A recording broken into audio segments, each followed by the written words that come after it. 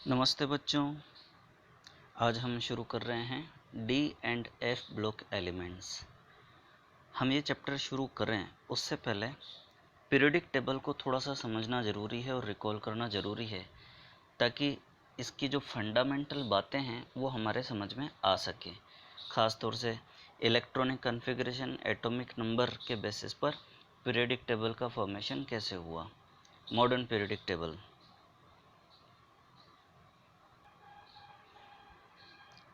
ये आपको स्क्रीन पर मॉडर्न पीरियोडिक टेबल दिख रही है। आपको पता है इसके अंदर टोटल 7 पीरियड्स हैं और 18 ग्रुप्स हैं। तो जो पीरियड नंबर 1 है उसमें 2 एलिमेंट हैं, पीरियड नंबर 2 इसमें 8 एलिमेंट हैं, 3 के अंदर भी 8 एलिमेंट हैं।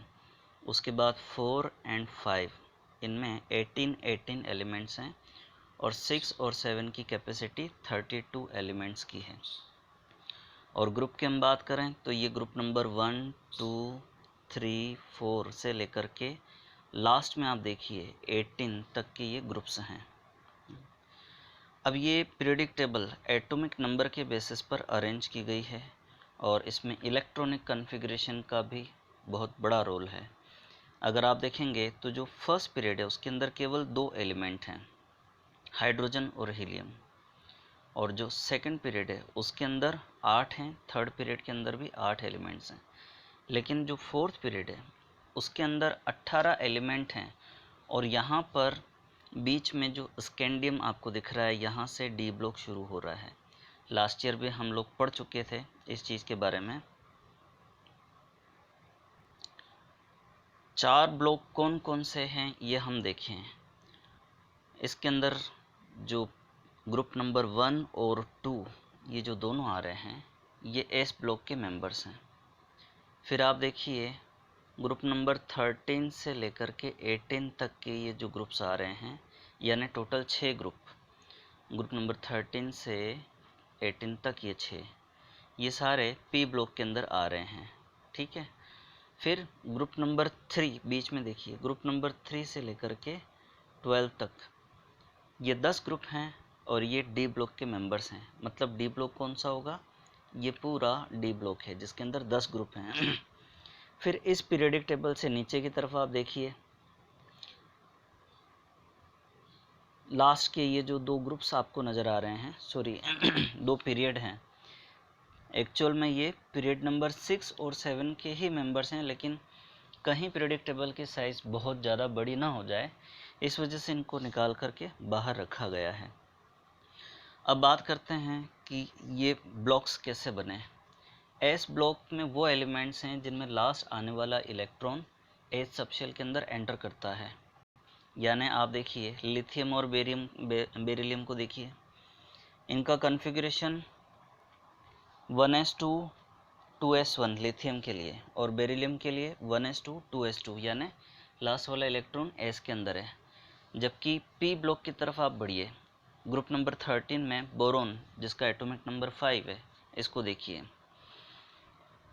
इसका electronic configuration 1s2 2s2 2p1 है, यानी पी के अंदर एक इलेक्ट्रॉन आया। इसी तरह से कार्बन में देखिए 2p2, नाइट्रोजन में 2p3, ऑक्सीजन में 2p4, फ्लोरीन के अंदर 2p5 और नियोन के अंदर 2p6।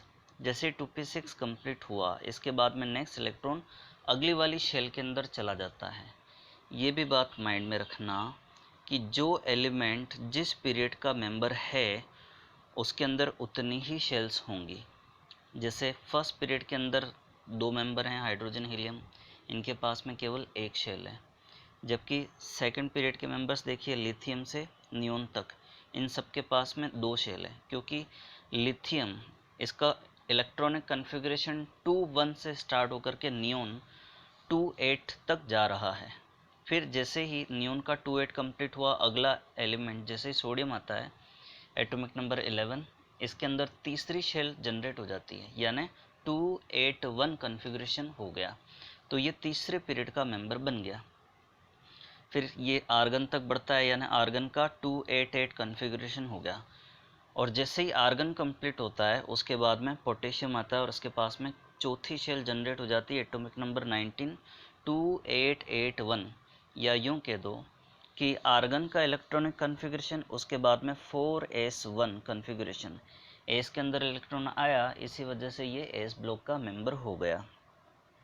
फिर कैल्शियम भी इसी तरह से आप देखिए, एटॉमिक नंबर 20, कन्फिग्रेशन 2882।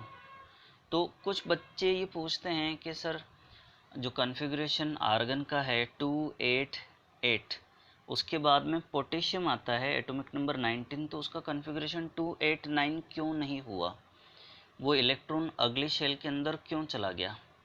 तो आप लोगों ने 9th के अंदर पढ़ा हुआ है कि किसी भी एलिमेंट की लास्ट शेल यानी वैलेंस शेल के अंदर 8 से ज़्यादा इलेक्ट्रॉन नहीं हो सकते।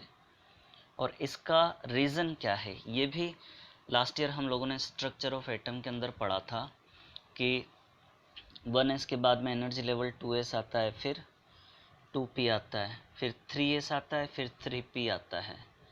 अब 3p के बाद में 3d न आकर के 4s आता है, यानी जो इलेक्ट्रॉन है वो 4s में पहले जाएगा। तो 4s के 2 इलेक्ट्रॉन कंप्लीट होने के बाद ही 3d में इलेक्ट्रॉन जाता है, और जो स्कैंडियम एटॉमिक नंबर 21 है वहाँ पर यही चीज़ हो रही है कि 3d के अंदर पहला इलेक्ट्रॉन आया, और यहीं से d ब्लॉक के मेंबर्स की शुरुआत होती है। और d की कैपेसिटी, d के अंदर टोटल 5 ऑर्बिटल्स होते हैं, आपको पता है, dxy, dyz, dxz, dx square minus Y square and dz square. और एक ऑर्बिटल में मैक्सिमम 2 इलेक्ट्रॉन ही आ सकते हैं, मतलब डी सबशेल यानी 5 ऑर्बिटल के अंदर 10 इलेक्ट्रॉन आएंगे। तो इसकी कैपेसिटी 10 इलेक्ट्रॉन की, इसी वजह से इस ग्रुप के अंदर इस ब्लॉक के अंदर यानी डी ब्लॉक के अंदर 10 ग्रुप हैं। ग्रुप नंबर 3 से लेकर के 12 तक आप अपनी स्क्रीन पर देखिए। फिर सिंपल सी बात है, एस की कैपेसिटी मैक्सिमम 2 इलेक्ट्रॉन की, इसी वजह से यहाँ पर 2 ग्रुप हैं। पी की कैपेसिटी मैक्सिमम 6 इलेक्ट्रॉन की है, क्योंकि 3 ऑर्बिटल है px, py, pz, इसी वजह से 6 ग्रुप है वहाँ पर, ग्रुप नंबर 13 से लेकर के 18। फिर एटॉमिक नंबर 21 से जो डी ब्लॉक शुरू हो रहा है, तो डी की कैपेसिटी 10 की है इलेक्ट्रॉन की, इसी वजह से टोटल 10 ग्रुप हैं। अब नीचे की तरफ आप जो देख रहे हैं लेंथेनॉइड एंड एक्टिनॉइड सीरीज, पहले भी पढ़ा था लास्ट ईयर आप लोगों ने, इसमें 14 एलिमेंट्स हैं दोनों के अंदर। हालांकि शुरू में लेंथेनम और एक्टिनियम को भी अगर मिला दिया जाए तो 15 एलिमेंट्स हो जाते हैं, क्योंकि इनकी भी जो प्रॉपर्टी है वो इनसे सिमिलरिटी शो करती है। अब हमारी जो NCERT वाली बुक है 11th वाली, उसके अंदर जो पीरियोडिक टेबल दी हुई है, उसमें इस जगह पर जहाँ यहाँ ल्यूटीशियम लिखा है वहाँ पर लेंथेनम लिखा है एले, ये वाला, और जहाँ पर लॉरेंशियम दिया हुआ है यहाँ पर हमारी NCERT के अंदर वहाँ एक्टिनियम दिया हुआ है। तो जो एटॉमिक नंबर 57 है यहाँ पर आता है, और एटॉमिक नंबर 89 जो यहाँ पर आता है, इसके बाद के जो एलिमेंट्स हैं वो ये वाले हैं, ये लेंथेनॉइड सीरीज़ और ये वाली एक्टिनॉइड सीरीज़। तो ये भी F ब्लॉक एलिमेंट है, क्योंकि F की कैपेसिटी 14 इलेक्ट्रॉन्स की होती है, इसी वजह से इसके अंदर 14 एलिमेंट्स आ जाते हैं।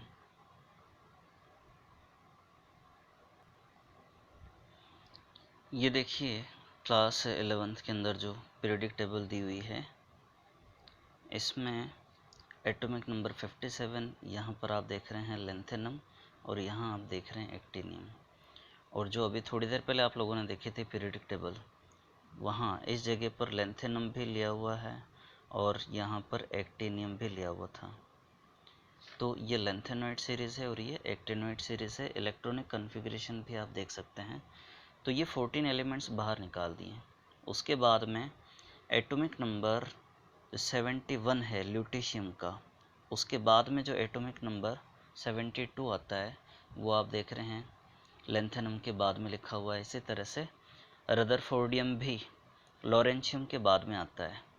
यहाँ ये लास्ट में देखिए ल्यूटीशियम 71 के बाद 72 वहाँ स्टार्ट हो रहा है, और ये लॉरेंशियम उसके बाद में 104 रदरफोर्डियम स्टार्ट हो रहा है। तो अब हम वापस से इसमें देखते हैं, ये जो एटॉमिक नंबर 21 है स्कैंडियम। इसका इलेक्ट्रॉनिक कॉन्फ़िगरेशन ध्यान से देखिए, 3D1 लिखा हुआ दिख रहा है आपको। उसके बाद में 3D2, 3D3, इस तरह से आगे की तरफ ये बढ़ता जा रहा है ना। इसी तरह से 4D सीरीज़, ध्यान देना ये वाली 3D सीरीज़ है, अब ये 4D सीरीज़, क्योंकि इसके अंदर D के अंदर पहला इलेक्ट्रॉन आया वो 4D सबशेल के अंदर आया है, तो ये वाली सीरीज़ 5D होगी, ऑब्वियसली ये वाली 6D सीरीज़ होगी।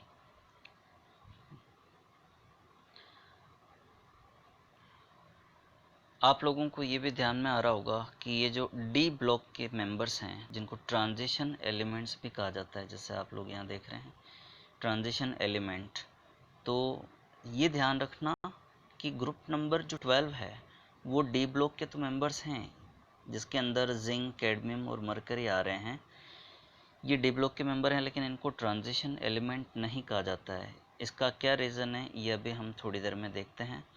और एफ ब्लॉक के जो मेंबर्स हैं उनको इनर ट्रांजिशन एलिमेंट्स भी कहा जाता है, जैसा कि आप लोग यहाँ पर देख रहे हो, क्योंकि इनमें पेनल्टीमेट शेल से भी अंदर वाली शेल के अंदर इलेक्ट्रॉन्स आते हैं।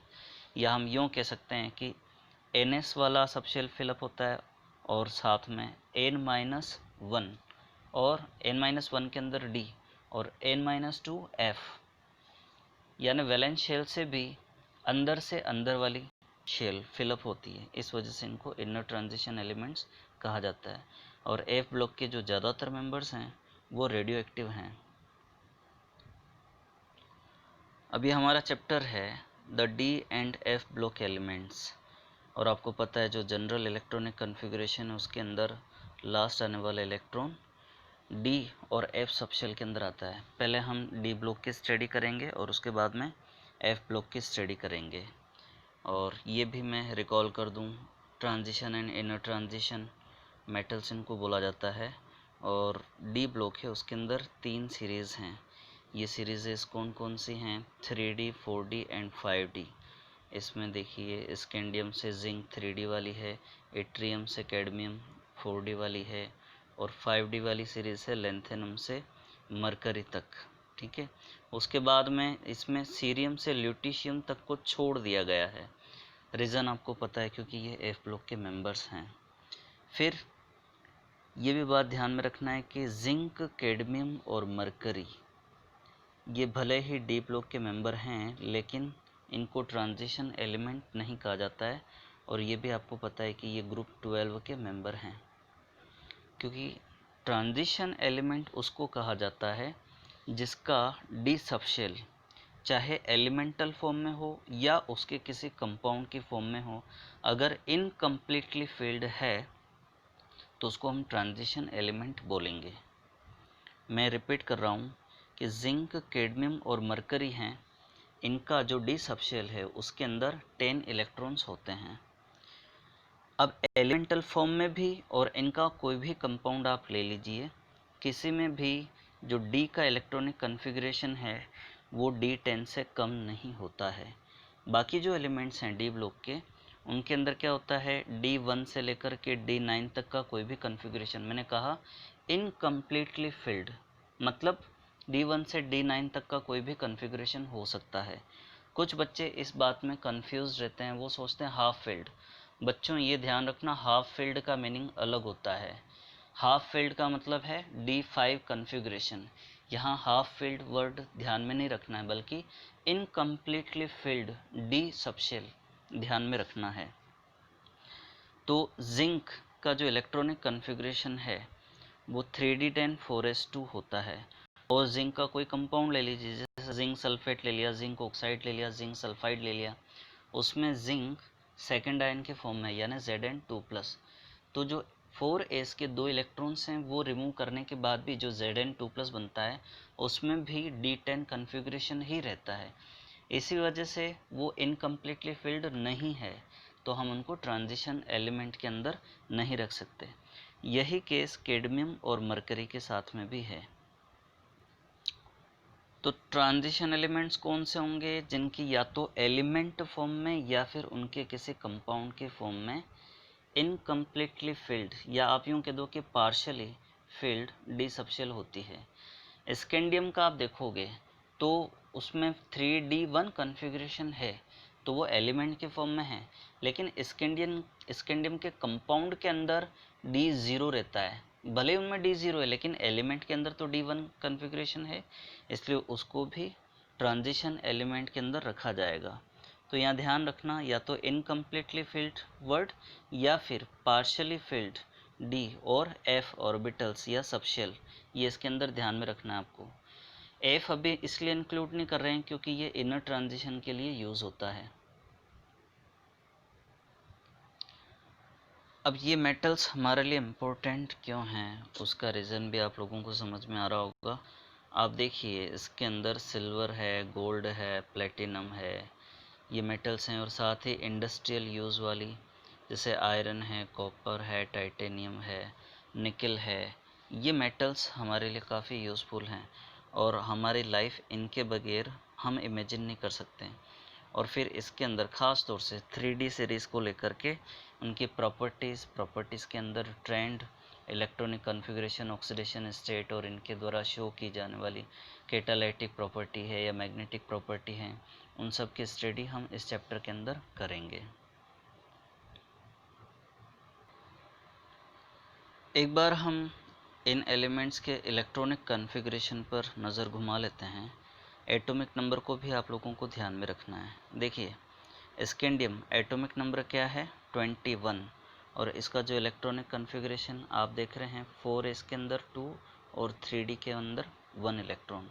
इसी तरह से टाइटेनियम का एटॉमिक नंबर 22 है और 4s के अंदर 2 इलेक्ट्रॉन, 3d के अंदर 2 इलेक्ट्रॉन।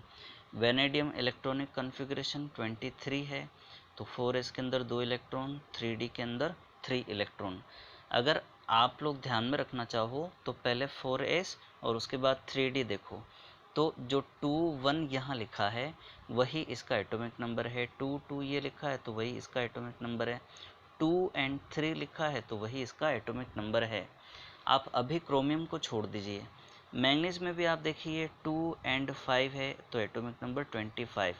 इसी तरह से आयरन के अंदर भी आप देखिए 2 और 6 है तो एटॉमिक नंबर 26 है। तो इससे इजीली आप इलेक्ट्रॉनिक कॉन्फ़िगरेशन को ध्यान में रख सकते हो। अब बात आती है क्रोमियम की। इसका जो इलेक्ट्रॉनिक कॉन्फ़िगरेशन है, हम अगर सोचें कि एटॉमिक नंबर को कंसिडर करके और वही पैटर्न हम पुटअप करें, तो इलेक्ट्रॉनिक कॉन्फ़िगरेशन 4s में 2 और 3d के अंदर 4 इलेक्ट्रॉन्स होने चाहिए थे, लेकिन यहाँ पर अनएक्सपेक्टेड 3d 5 और 4s 1 कॉन्फ़िगरेशन है। इसका रीज़न आप लोगों को याद आ रहा होगा, लास्ट ईयर भी पढ़ा था, क्योंकि डी सबशेल जो हाफ फील्ड है यानी 10 की मैक्सिमम कैपेसिटी होती है, तो उसके बजाय इसमें 5 इलेक्ट्रॉन वो उसको ज़्यादा स्टेबलाइज करते हैं। इसी वजह से 4s के अंदर जो 2 इलेक्ट्रॉन थे उनमें से एक इलेक्ट्रॉन जंप करके 3d में आ गया, तो जहाँ पर 4 से बढ़कर के 5 इलेक्ट्रॉन हो जाते हैं, तो ये ज़्यादा स्टेबिलिटी देता है। इसी वजह से क्रोमियम का ये इलेक्ट्रॉनिक कॉन्फ़िगरेशन है। फिर आगे आप देखेंगे आयरन के बाद में कोबाल्ट, निकल और जिंक, उनमें भी कॉन्फ़िगरेशन जैसा एक्सपेक्टेड है वैसा ही होता है। लेकिन कॉपर के अंदर जो हम सोचते हैं एटॉमिक नंबर 29 है, तो 4s में 2 और 3d में 9 होना चाहिए, लेकिन क्या है यहाँ 3d के अंदर 10 इलेक्ट्रॉन है और 4s में 1 इलेक्ट्रॉन है, तो ये भी जो कम्प्लीटली फिल्ड है वो भी ज़्यादा स्टेबिलिटी देता है। इसी वजह से एस का इलेक्ट्रॉन जंप करके डी के अंदर आ जाता है। और ये भी ध्यान में रखना कि जो 3d और 4s हैं इनके एनर्जी लेवल में बहुत ज़्यादा डिफरेंस नहीं होता है, इसी वजह से इलेक्ट्रॉन जंप करके आ सकते हैं। अब अभी जो हमने बात की थी ये 3d सीरीज़ की थी यानी स्कैंडियम वाली। फिर आप देखिए एट्रियम और लेंथेनम और एक्टेनियम वाली जो सीरीज़ हैं उनके अंदर भी इलेक्ट्रॉनिक कॉन्फ़िगरेशन में D1 से शुरू होकर के D10 तक electronic configuration 1 by 1 electrons fill up होते जाएंगे। हालांकि बीच बीच में कहीं आपको ऐसा दिखेगा वेरिएशन, जो एक्सपेक्टेड इलेक्ट्रॉनिक कॉन्फ़िगरेशन होना चाहिए उससे थोड़ा सा डिफरेंट। तो उसका रीज़न यही है, जहाँ स्टेबिलिटी ज़्यादा मिलती है इलेक्ट्रॉन्स को तो वो वहाँ एडजस्ट हो जाते हैं। और रीज़न क्या है, क्योंकि जैसे जैसे नंबर ऑफ़ शेल्स बढ़ती है, क्योंकि आप ग्रुप के अंदर नीचे की तरफ बढ़ोगे तो नंबर ऑफ़ शेल्स भी बढ़ेगी, क्योंकि पीरियड बढ़ेगा तो शेल्स बढ़ेगी तो साइज़ भी बढ़ेगी। साइज़ बढ़ने के साथ साथ में जो लास्ट वाली शेल्स हैं और सब शेल्स हैं और उनके साथ में पेनल्टीमेट शेल्स उनकी सब शेल्स हैं, उनकी एनर्जी में गैपिंग कम होती जाती है। तो इलेक्ट्रॉन इजीली एक शेल से दूसरी शेल के अंदर, या यूँ कह दो कि वो आपस में ओवरलैप हो रही होती हैं, तो आप एग्जैक्टली ख़ास तौर से काफ़ी ज़्यादा हैवियर एलिमेंट्स हैं उनमें एग्जैक्टली इलेक्ट्रॉनिक कन्फिग्रेशन का डिटर्मिनेशन नहीं कर सकते। अब हम थोड़ा आगे बढ़ते हैं इसमें। The transition elements D block के अंदर कई सारी चीज़ें हम पढ़ चुके हैं और इसमें 3D, 4D और 5D सीरीज़ का डिस्क्रिप्शन दिया हुआ है। जनरल इलेक्ट्रॉनिक कन्फिग्रेशन आप जानते हैं n-1 D 1 to 10 and ns 1 to 2 ये होता है। और आगे की तरफ आप बढ़ोगे आपको पता लगेगा कि क्रोमियम और कॉपर में एक्सपेक्टेड इलेक्ट्रॉनिक कन्फिग्रेशन के बजाय जो रियल इलेक्ट्रॉनिक कन्फिग्रेशन वो मेंशन किया हुआ है। तो रीज़न क्या है वो अभी हम लोगों ने डिस्कस किया है इसके बारे में। अब टेबल 8.1 इस पर नज़र घुमाइए। इलेक्ट्रॉनिक कन्फिग्रेशन दिया हुआ है 4s और 3D के अंदर। जैसे जैसे एटॉमिक नंबर इंक्रीज होते जा रहे हैं तो किस तरह से ये फिलअप होते जा रहे हैं। तो ये फर्स्ट सीरीज़ थी, या इसको 3D सीरीज़ भी बोल सकते हैं। इसी तरह से जो सेकंड सीरीज़ है इसको आप 4D सीरीज़ बोल सकते हो, क्योंकि इसके अंदर 4D के अंदर इलेक्ट्रॉन्स फिलअप होते हैं। फिर 3D के अंदर भी आप देख रहे हैं किस तरह से इलेक्ट्रॉन्स फिलअप होते जा रहे हैं। फोर्थ सीरीज़ उसमें भी आप देख सकते हैं, मतलब 3D, 4D, 5D और 6D सीरीज़ हैं। ये रेस्पेक्टिवली फर्स्ट, सेकंड, थर्ड और फोर्थ सीरीज़ हैं। इनके इलेक्ट्रॉनिक कन्फिग्रेशन हल्का फुल्का जो वेरिएशन आप लोगों को दिख रहा है, मैंने बताया कि हैवियर एलिमेंट्स के अंदर जो शेल्स हैं उनके सब शेल्स में एनर्जी लेवल में डिफरेंस कम हो जाता है, इस वजह से ये थोड़ा वेरिएशन आता है। तो बच्चों आज हम इतना ही रहने देते हैं। इससे आगे का पार्ट हम नेक्स्ट वीडियो के अंदर देखेंगे। आप इसके नोट्स बनाइएगा और मुझे सेंड कीजिएगा। Thank you very much.